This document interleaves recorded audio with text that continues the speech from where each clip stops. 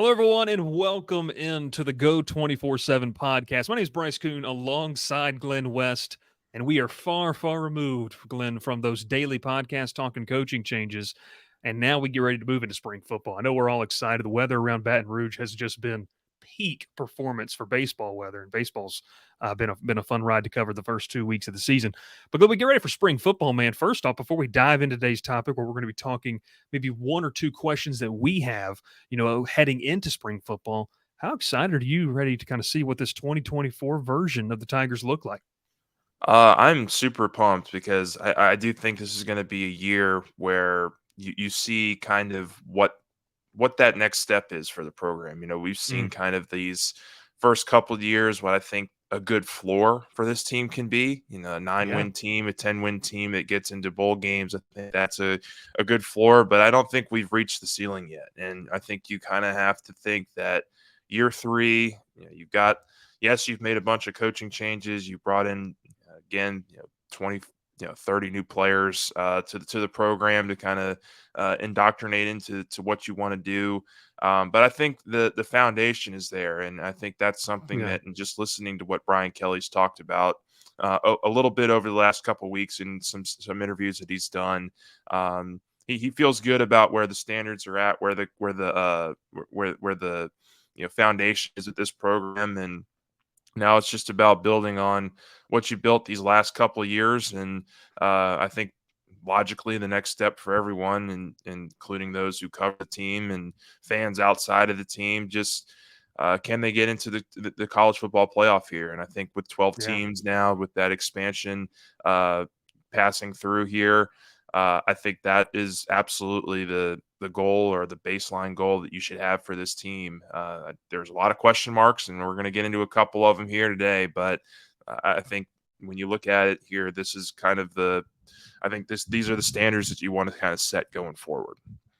Yeah, and a precursor to all this, Glenn and I are going to tackle maybe one or two questions, but Glenn's going to be fleshing out a piece later today. Recording this on Wednesday. It's going to come out Thursday morning. Of really kind of a really thorough questions, for each, if I'm not mistaken, Glenn, each position group that you're going to Each kind of roll with. position, yep, Yeah. each So position this is group. kind of a teaser. This is kind of a Yeah. teaser. So if you're catching this and you hadn't read it already, make sure you head over to Go 24/7. Great chance for you to get a subscription and read some of the great content. So, Glenn, you mentioned, and I did an episode probably in late January, middle of January, with one of our national guys, Brad Crawford, and just the national perspective.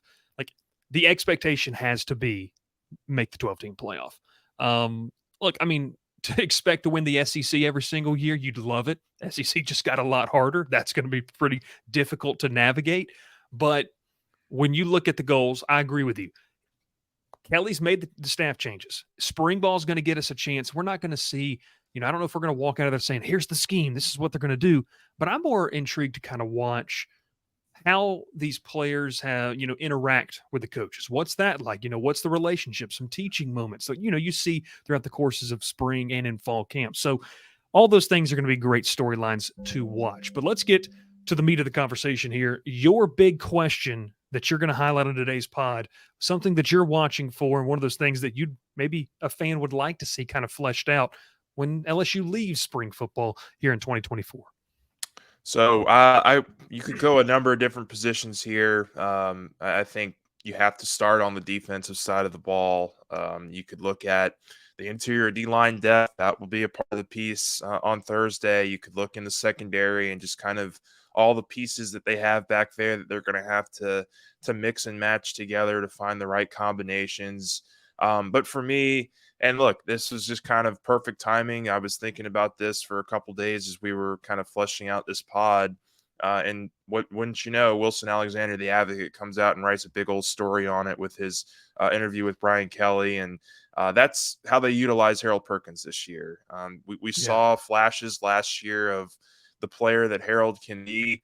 I think he made some really big strides as a cover player as the season wore on in that Sam Will linebacker role, kind of that hybrid role that they ended up settling on with him for most of the 2023 season. But it looks like now they're going to go back to the inside linebacker thing, and Hmm. I think there's some good confidence that this go around can be a little bit different when you look at just all the factors here that are playing into this. I think having Blake Baker on board, guy who has proven time and time again that he can coach linebackers at an elite level. You saw what he did for Damone Clark back in 2021. Damone, I remember that season, talked so much about the impact that Blake Baker had in his development from a film watching perspective, from just understanding what the defense or what offenses are doing and how you can best go about diagnosing and attacking a opposing offense as a middle linebacker. And you saw him take immense steps that season. I think he finished with Mm-hmm. somewhere around 135 tackles and 15 and a half tackles for loss. And really kind of made himself into an NFL player that is now a big time contributor on the Dallas Cowboys. You Yeah. look at what Blake Baker did the last couple of years with Tyron Harper over at Missouri. That's another guy that I think you're going to see in the NFL playing on Sundays here in the next couple months. We'll see where he kind of goes in the draft. He's another guy, though, over the last couple of years, Baker has really kind of molded into a really stellar inside linebacker, and he's got some really gaudy stats that he's put up at Missouri. And so I think that if you can do that with Clark, you can do that with a guy like Hopper. Man, the ceiling is massive on what Baker I think could potentially do with Harold Perkins this year. Yeah. I think that's going to be such a huge question for LSU, because when you have some of those question marks on the interior defensive line, in the secondary, you just want to have a guy that's going to be able to bust plays and bust offenses open and in the middle of the field and kind of taking over that role. And I think Harold has that potential in him.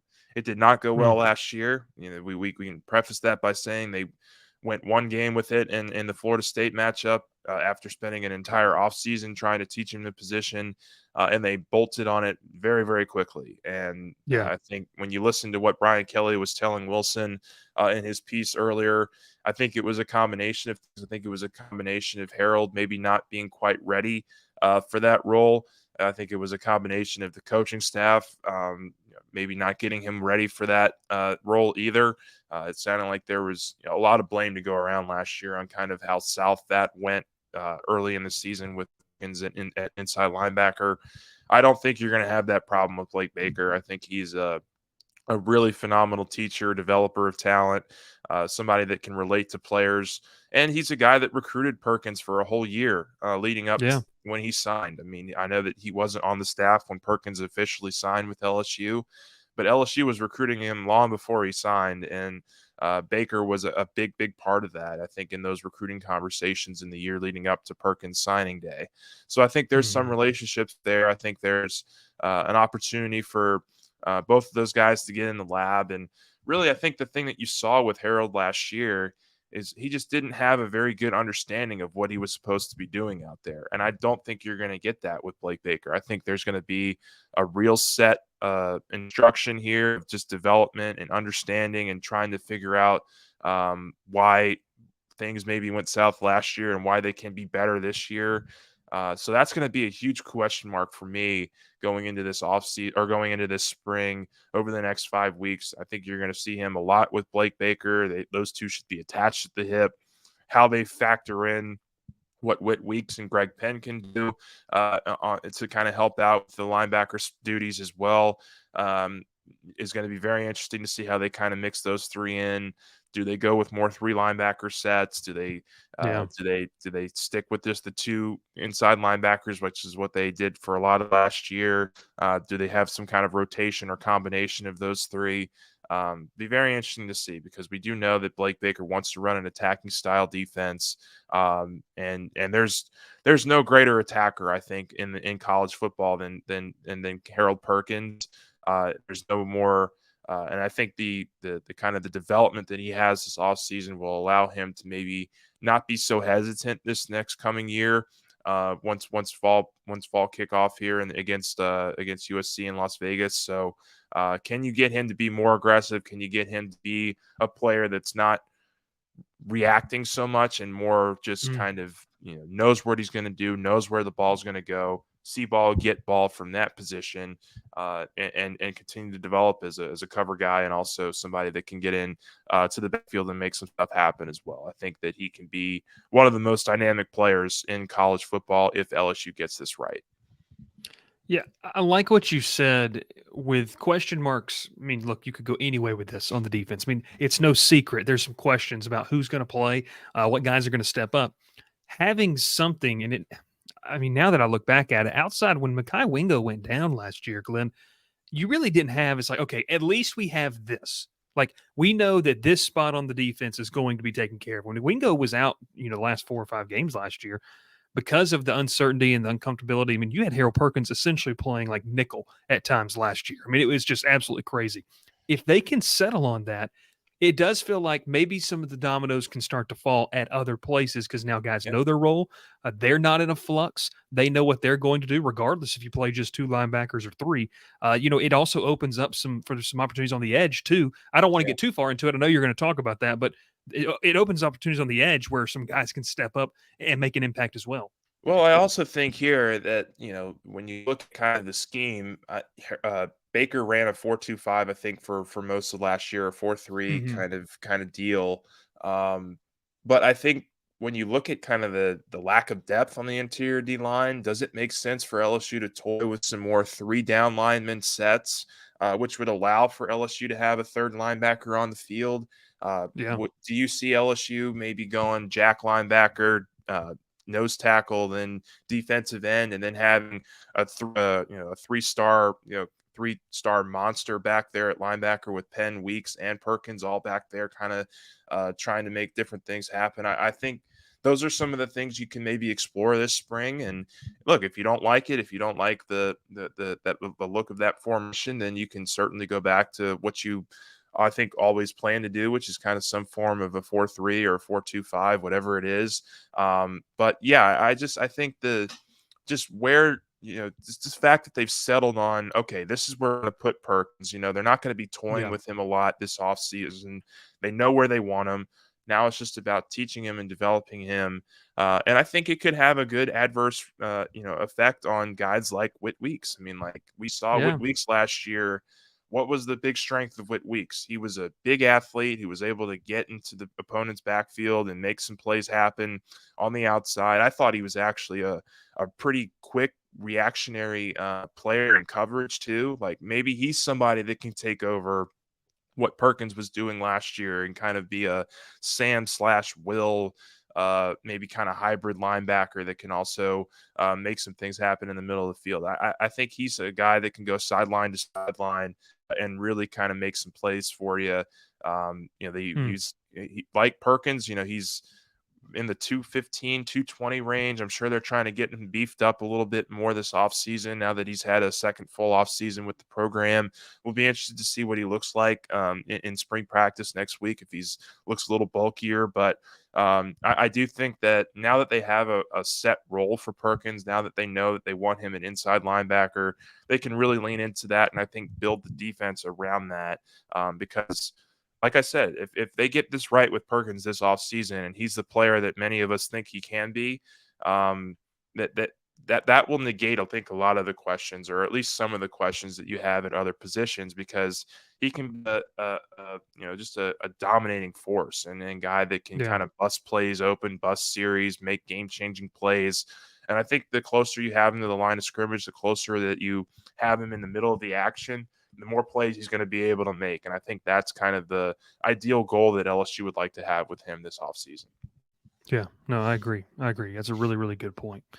We'll move on to my question here, one apiece, and then, like I said, Glenn's going to have a full fledged piece later on Thursday. Talking about a position or position by position. Glenn, when I look offensively, offensive line I feel good about. I wrote about it earlier this week. I mean, is there a case for a backup center? Could Cohen Eccles challenge for that? Okay, DJ Chester feels like the guy. Whatever. Running back, obviously, over the past month, there's been, maybe some question marks there that are completely 110% valid. Quarterback, you feel good about. Tight end, you've got some depth. Kamorian Pimpton's, his involvement is going to be really interesting for me to watch in spring ball because Kids, look, kids transfer like a year and a half. Like that's like so. Does he feel like he's going to get involved even with Trades Green coming on campus? In the summer. All that to say, You can't teach 6'5", 240 either. I mean, you that kid's a cannot. And big Glenn guy. is still waiting for that Yeah, ROI, that return on investment of that. He said I in know. Falcon, he goes, that kid's going to make a big play. Yeah. Man, it never happened, but I did believe you. I did believe you. I sit with receivers, Glenn, because I don't know if you're a fan of the movie Moneyball. Okay, the movie Moneyball, where they essentially say we can't replace the name, like we can't replace what we lost. We have to find a way to replace the production. Look, I don't know, guys, if you're going to be able to replace in 2024 the name Malik Neighbors, the name Brian Thomas Jr. Now, other guys can make a jump. That's two first round receivers that you're losing. Did they find a way to replace the production? Now, look, obviously, the names. Kyron Lacey comes back. I think that was huge for continuity in this room. Aaron Anderson, can he take a step? Chris Hilton, this is a guy who just feels like he oozes potential. I think that injury at Ole Miss on the last play of the game really kind of hampered maybe what could have happened for him during the meat of that season last year as well. They bring in the transfer, Xavion Thomas, and obviously the young man from Liberty. His CJ name's Daniels. escaping me, CJ Daniels. You have options, and then Glenn, you get down to all these second year receivers that are going to be here. It it's not for a lack of names. I am very interested to watch because it's going to help a quarterback that look. I know LSU fans are excited. I think Garrett Nussmeier is one of the top returning quarterbacks in the SEC. I think LSU's quarterback situation is one of the better ones in the conference. That being said, this is a guy who is doing all of this stuff for the first time. How can you make life easy on him? You have elite receivers. You have guys that can make plays. You allow him to be maybe a point guard early on as he gets more comfortable playing week in, week out in this new SEC. So the development of these guys over the spring, I'm really excited because we know what Cortez Hankton is. We know the value that he brings to this team. Can a guy like Kyron Lacey establish himself early on in the spring? Like, I think that is going to be a massive storyline to watch because, yes, you have talented guys like Thomas and Daniels coming in. That's great. But Kyron Lacey has been here. He's been in the program. He's watched and learned from some really, really good receivers. It feels like, and the staff may not say this, maybe they will. It feels like it's his time. This is his opportunity now to take up and step up in this leadership role. Chris Hilton, for me, we know Chris Hilton can be a vertical threat. Glenn, does he become a more polished route runner and a more of a complete receiver? I feel like we saw bits and pieces of that last season. He said that he wanted to be that. That's going to be something that I watch out of this room. And then you kind of go down the line. I wrote about this, on Sunday. A name like Shelton Sampson Jr., a couple other of these receivers, Kyle Parker, like in a pivotal year too, which in college football may be more important than any other year determining if you're going to stay where you are or not. Do you take advantage of an opportunity or do you feel like it's maybe passed you by already? This is a fast moving world. Talent accumulation is constantly going. So I think that there are tons of mouths to feed in this wide receiver room. For me, I'm just going to be really watching who stands out early on. Do one of these young guys really make a push here in the spring to say, "Hey, coach, I can be a part of this. You can rely on me in those big moments." Or do these veterans? Does it kind of continue where it went last year, where it wasn't that these freshmen weren't good enough? It's just that the veteran talent that LSU had at the top of the depth chart was just that good. Does that happen again? I mean, is it going to be a top heavy in terms of production, not talent, in terms of production? So that's something I'm really interested to watch. Want to get your thoughts on it. Yeah, it's a great question because I do think that there's I think that the way that Nussmeier is as a player, as a thrower, he's going to want to spread the ball around, and I think that Joe True. Sloan is somebody that notices that. Um, you saw it in the bowl game there. I think he threw to 8 or 9 different receivers in the win over Wisconsin, and a lot of those guys had multiple catches. I mean, this is going to be. I think this can be a pass heavy offense, and you're going to see you're not going to have when Nussmeier goes back to throw, he's throwing. Last year with Jaden, he goes back to throw. He could also dart for 25 yards, 80 yards in some cases for touchdowns. Yeah. Nussmeier, he's going to go back to throw. He's throwing that thing, and I think that's just going to open up a lot of opportunities for guys. And you mentioned one guy on there. We've been knocking his name now for a couple of years, waiting for him to maybe get healthy, waiting for him to kind of have that breakout off season. I look at a guy like Hilton, and I think this is going to be Yeah. a massive offseason for him. We saw it a little bit in the bowl practices. You definitely saw it in the bowl game. I think he looked like a different receiver towards the end of last year, and it was kind of after going a good bit of the season without really seeing much of him. I mean, he Yeah. had some opportunities early in the year last in 2023, but as they really leaned into the Malik Neighbors, Brian Thomas experiment, they're really, or not experiment, but in the gauntlet that those two were, there wasn't a whole lot of options or opportunities left for the other receivers on the roster. And so you kind of, I mean, you had Kyron Lacey come in there with some big plays down the stretch of the season, but really after that, you didn't really get much, I think, from a lot of these guys. And so you saw, I think what you saw in the bowl game was Chris Hilton really step up and he made, I think, 3 catches for 56 yards. The touchdown catch in particular that he had, the 14-yard touchdown. I wrote this kind of a predictions piece that I'm doing for, offense and defense, and my prediction for Chris Hilton on offense is that he's going to have a breakout offseason. I think that he has the footwork, and now I think he's starting to blend the physicality and the with his speed and the footwork. I think that he's due for a really really big off season, and Yeah. we've thought this for a couple of off seasons now that maybe that this was his time. Did it maybe pass him up? I don't think it's passed him up. I think that he has every opportunity here to go in next to Lacey and Daniels and Thomas and be a Mm. real contributor there, because people might forget. I'm pretty sure he came in with Garrett Nussmeier. Like those two were in the same recruiting class. I think he's one of the final receivers left from that class. I believe it was also the Brian Thomas class. It was the Jack Besh class. It was Hilton. And then Nussmeier was the quarterback of that group, I believe. So those guys have known each other for a long time. They've both been kind of team third teamers the last couple of years. So, they've gotten a lot of reps together over the years as Yeah. well. And just talking with a few folks around the program, he's been putting in a ton of work. I mean, he was one of the guys that was up at 5 a.m. with Jaden Daniels every week or every morning going over film and studying. And he was really attached to the hip with Daniels and a bunch of those other guys that were really trying to step up their game. And everything that I've heard, he's been on the jugs machine every day. He's getting bigger. He's healthy. I think he's one of the guys that could really, really surprise some people this offseason after maybe, some might be thinking that he kind of maybe his time has been passed by. I don't believe that. I think he's going to be Yeah. one of the guys to really watch.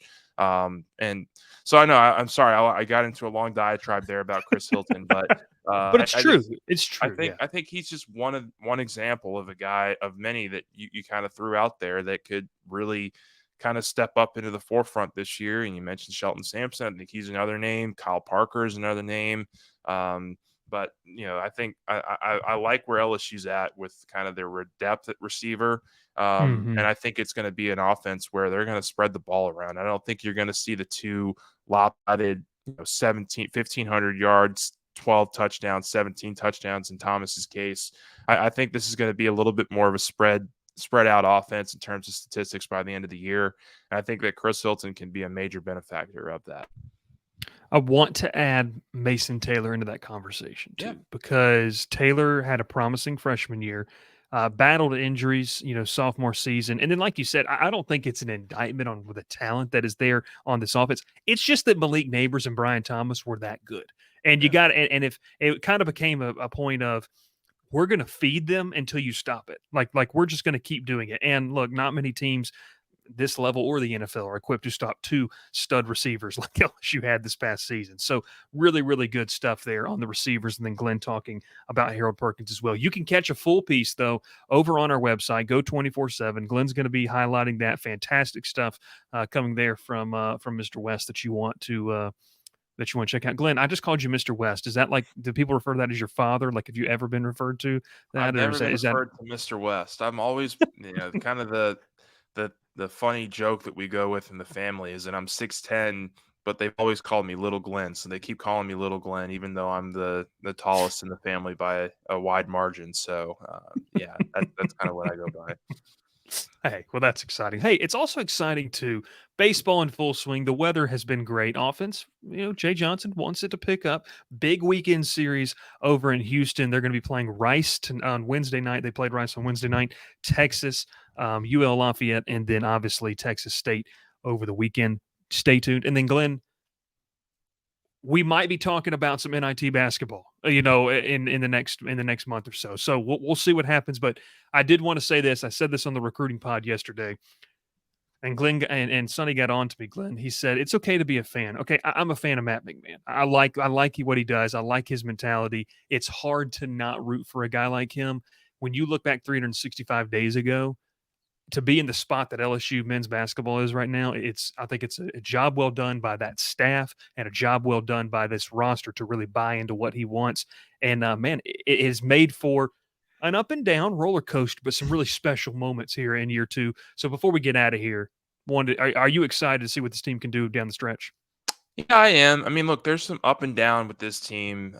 Look, the win over Georgia, it was an ugly win. McMahon said it so after the game, but Mm-hmm. I think the bigger question or the bigger thing that we've learned is that they've figured out a way to win some of these close games, and they've been competitive. Like they've been competitive in a lot of Yeah, these SEC games where maybe we didn't think that they would be. A play here and a play there, and you could be looking at a 3 or a 4 win conference team right now. But they make those plays down the stretch, and they've done a nice job, I think, here recently.